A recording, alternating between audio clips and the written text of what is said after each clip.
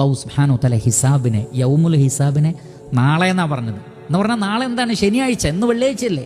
നാളെ ശനിയാഴ്ച. ഗദ് എന്ന് പറഞ്ഞാൽ എന്താണ്? നാളെ. എന്തുകൊണ്ടാണ് അങ്ങനെ പറയാൻ കാരണം? നമുക്കാർക്ക് പറയാൻ സാധിക്കും ഇന്ന് വൈകുന്നേരം നമ്മൾ ജീവിച്ചിരിക്കുമെന്ന്? കഴിയില്ല. ഞാൻ വിശദീകരിക്കേണ്ട ആവശ്യമില്ല. അടുത്ത മണിക്കൂറിൽ നാം ജീവിച്ചിരിക്കുമെന്ന് ഒരു ഉറപ്പും എനിക്കും നിങ്ങൾക്കുമില്ല. എങ്കിൽ പിന്നെ ആ മരണത്തോടു കൂടി ഹിസാബ് തുടങ്ങല്ലേ, വിചാരണ തുടങ്ങല്ലേ. അതിൻ്റെ ആദ്യഘട്ടം ഖബറിലല്ലേ? ഖബറിൽ ചോദ്യമില്ലേ? മുൻകർ നക്കീർ മലക്കുകൾ വന്ന് നമ്മെ ഇരുത്തിയിട്ട് ചോദിക്കൂലേ? ഇതിനെന്ത് ഉത്തരം പറയും? നമ്മൾ എന്ത് പഠിച്ചു വെച്ചിട്ടുണ്ട്? നമ്മൾ എന്ത് മനസ്സിലാക്കി വെച്ചിട്ടുണ്ട്? നമ്മൾ എന്ത് കരുതി വെച്ചിട്ടുണ്ട്?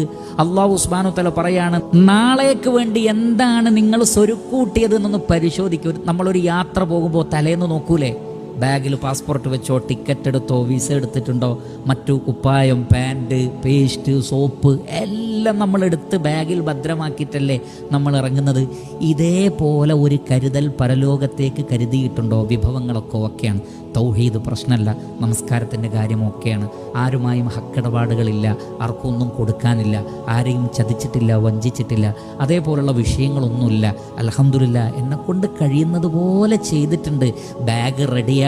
ഇന്ന് രാത്രി ഉറങ്ങാൻ കിടന്ന് രാവിലെ എഴുന്നേറ്റിട്ടില്ലെങ്കിലും, ഭാര്യ വിളിച്ചിട്ടും എഴുന്നേൽക്കുന്നില്ല, മക്കൾ വിളിച്ചിട്ടും എഴുന്നേൽക്കുന്നില്ലാത്തൊരവസ്ഥയിൽ കിടന്ന കിടപ്പിൽ ഉറക്കത്തിൽ അള്ളാഹു എന്നെ തിരിച്ചു വിളിച്ചാൽ പോലും എൻ്റെ പേപ്പറുകളൊക്കെ ശരിയാണ് എന്ന് ഉറപ്പ് പറയാൻ എനിക്കും നിങ്ങൾക്കും സാധിക്കുമോ? ഒന്നും കൂടി പറഞ്ഞു, നിങ്ങളെല്ലാവരും അള്ളാഹുവിനെ സൂക്ഷിക്കണം. നിങ്ങൾ പ്രവർത്തിക്കുന്നതിനെ കുറിച്ച് അള്ളാഹു വളരെയധികം സൂക്ഷ്മമായി നിരീക്ഷിച്ചു കൊണ്ടിരിക്കുകയാണ്.